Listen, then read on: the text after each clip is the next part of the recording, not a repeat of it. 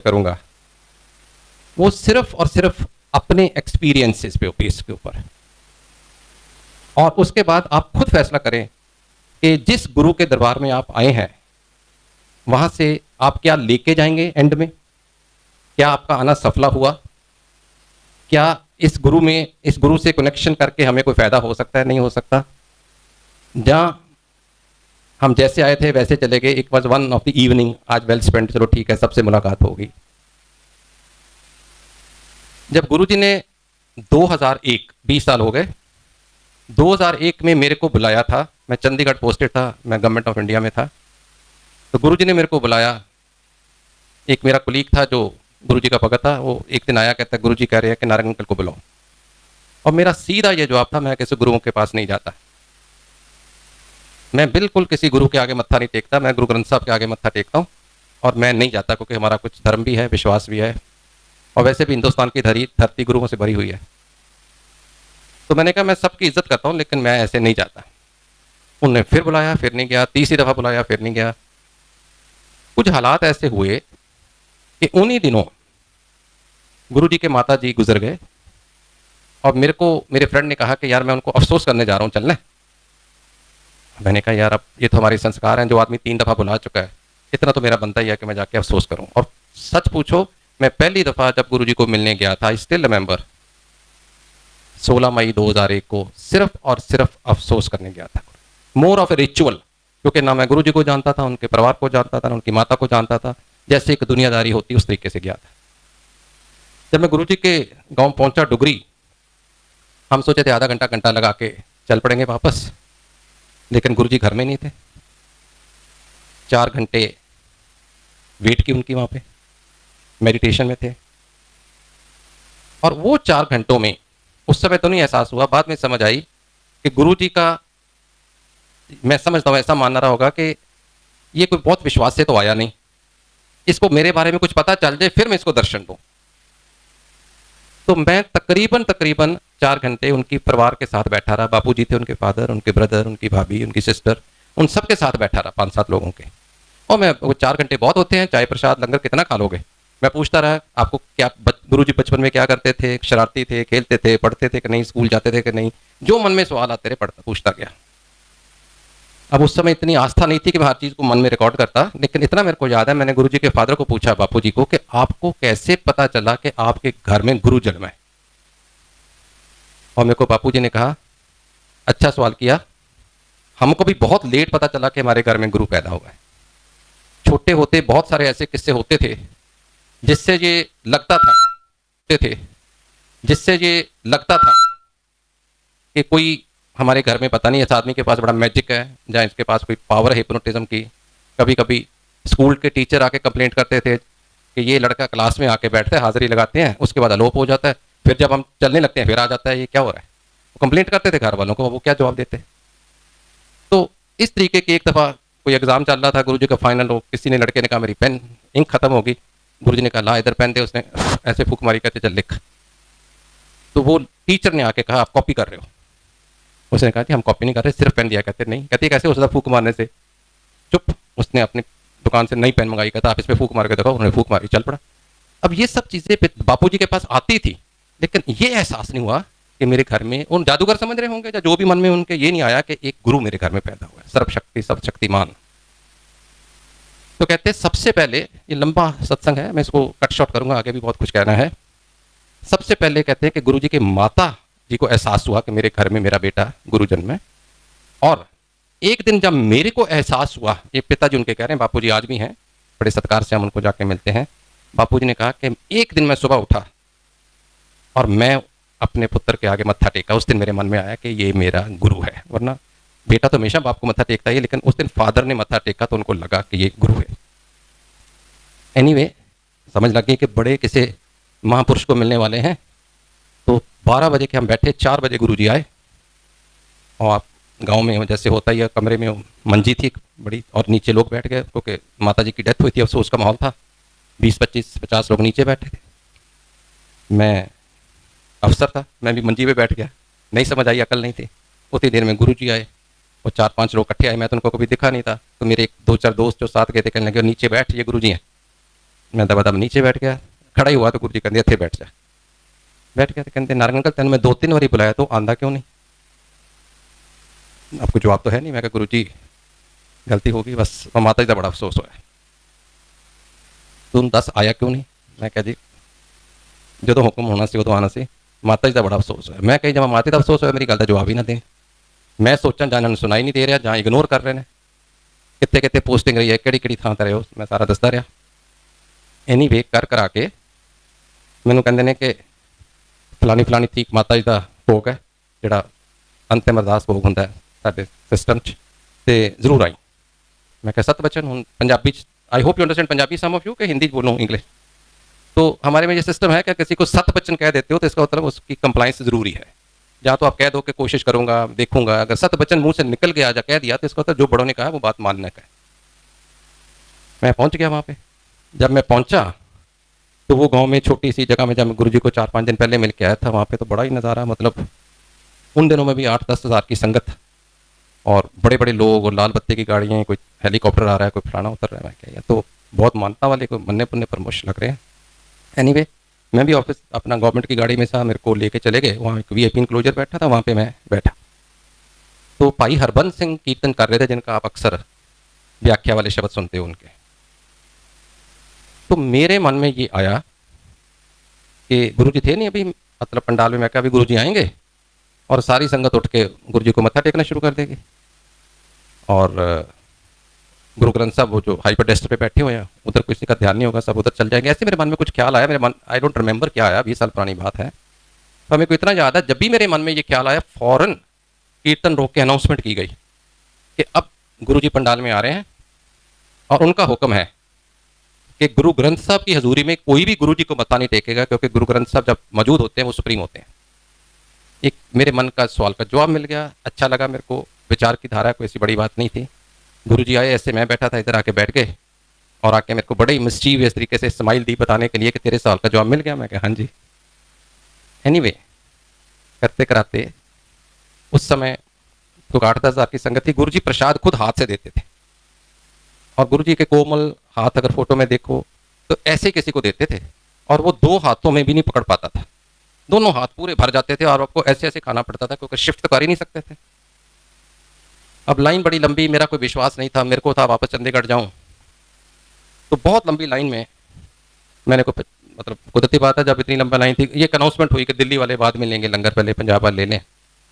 तो मैं 50-60 लोग के बीच में जाके थोड़ा जा चुप के मैं कह ना मैं पंजाब का ना दिल्ली का, चंडीगढ़ तो यूनियन टेरेटरी है, मैं निकल जाता हूँ। तो मैं प्रसाद लेने के लिए स्मार्टली भी चलो चले घर चलें, मैं ऐसे 50-60 किलो किसी को बोल दो जरा मेरे को जल्दी, को ना तो करता नहीं, लाइन में आ गया, ऐसे ऐसे गुरु जी प्रसाद दिए जा रहे हैं। और जब मेरी टर्न आई कहते आओ नारंग अंकल आगे लाइन तोड़ के, मैं तो देखता ही रह गया, फिर उन्होंने देखा कहाँ पे मेरे को, उस समय एहसास नहीं हुआ ये कौन है। आज पता है वो शिव है, तीसरी आंख से दुनिया देखते हैं, मैं किस बात की मूली हूँ। लेकिन वो उन्होंने जब कहा ना, मैं कह यार इन्होंने पकड़ दिया मेरे को।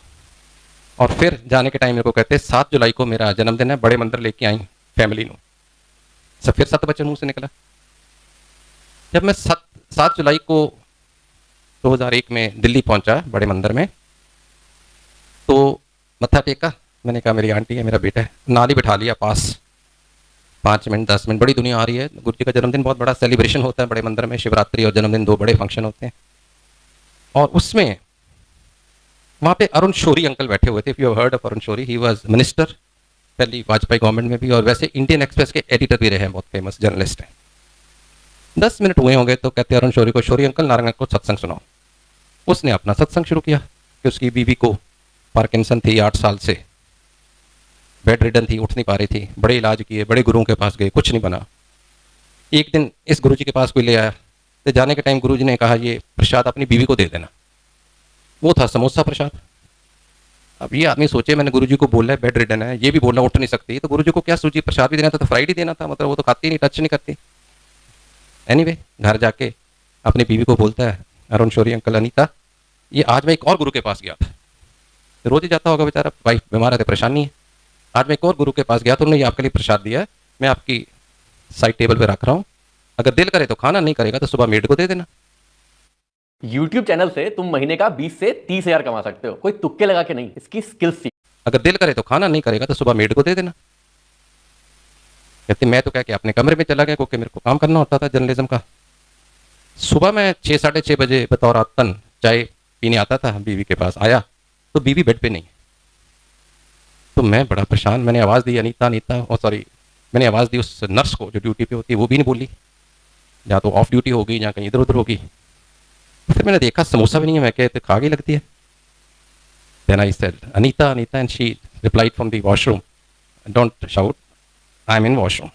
समझ नहीं लगी किसके साथ गई, क्योंकि जिसका नर्स की जिसकी ड्यूटी थी वो तो बोल नहीं रही थी। उतनी देर में वॉशरूम का दरवाज़ा खुला और सोटी के साथ आंटी आ गए।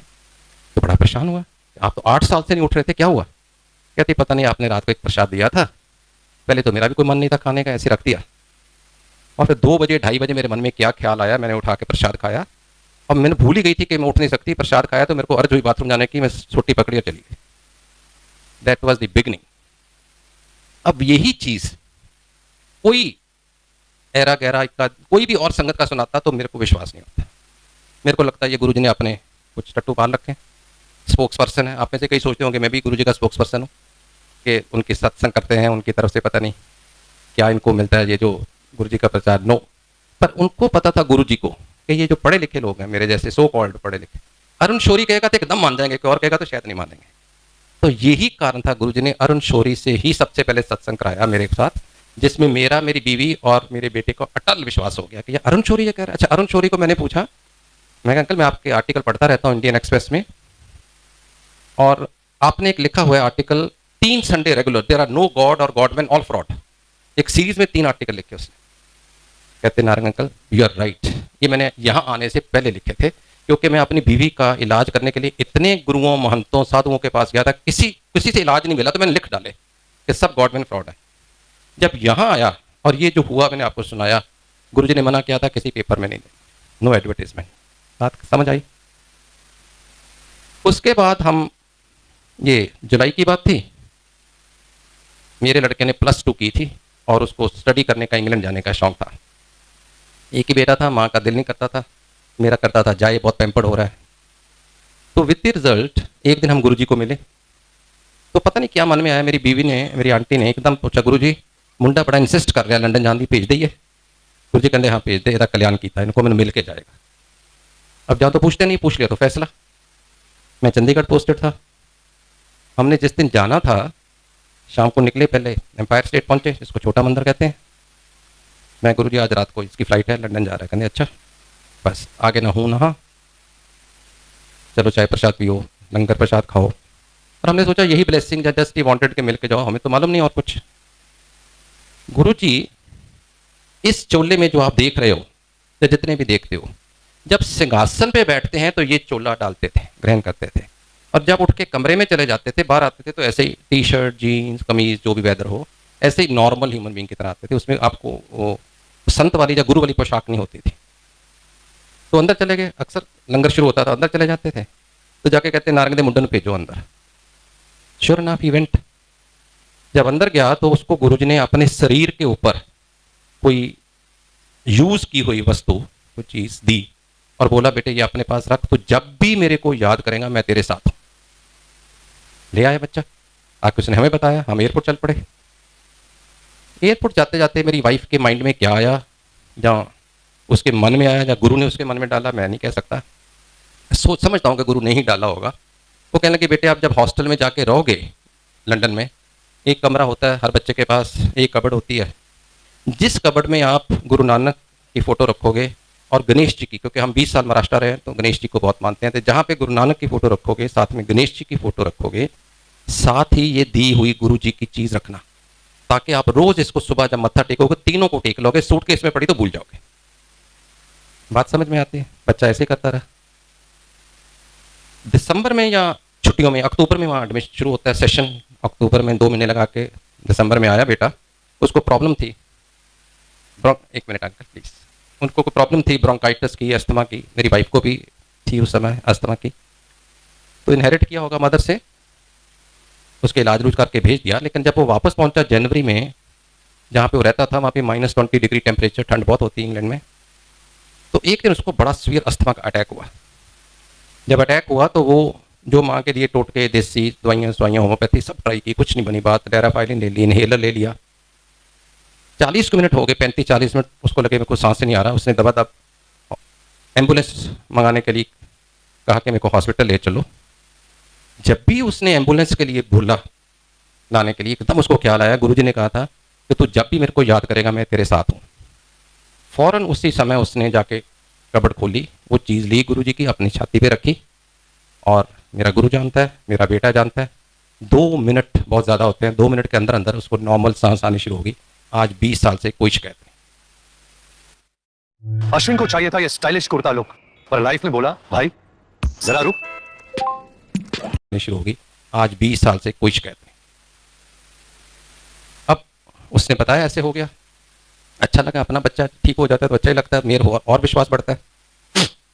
फिर 2 महीने के बाद वो लंदन में मेरी सिस्टर रहती है, वहाँ पे उनके घर आया हुआ था छुट्टियों में। सड़क क्रॉस कर रहा था, ब्रेंट क्रॉस। उसने सोचा ये 1 वे सड़क है, सड़क 1 वे थी नहीं। वो जब क्रॉस करने लगा तो जोर से दूसरी तरफ से गाड़ी आई तो इसको हिट की, गिर गया, बेहोश हो गया। पुलिस आ गई, एम्बुलेंस आ गई, मेरी सिस्टर को फ़ोन किया गया, उनकी फैमिली आ गई। रात को इसको मेरा फ़ोन आया 6 घंटे के बाद कि पापा आज बहुत बड़ा मिरेकल हो गया। मैं क्या हो गया बेटे? कहते आज जब भी मैं सड़क में देखा कि सामने गाड़ी आ गई और मैं हिट होने लगा हूँ तो मैंने एकदम आंखें बंद करके कहा मैं गुरुजी मैंने बचाओ, क्योंकि 2 महीने पहले गुरु का एक्सपीरियंस देख चुका था, इससे गुरुजी मेरे को बचाओ। कहता पापा उसी समय मैंने आंख बंद की तो गुरुजी साक्षात मेरे सामने आए, उठा के मेरे को हाथ से ऐसे सड़क पार कर दी। जो 80 मील की स्पीड पे आई गाड़ी से टकराया, उसको चोट तक नहीं आई, स्क्रैच नहीं आया।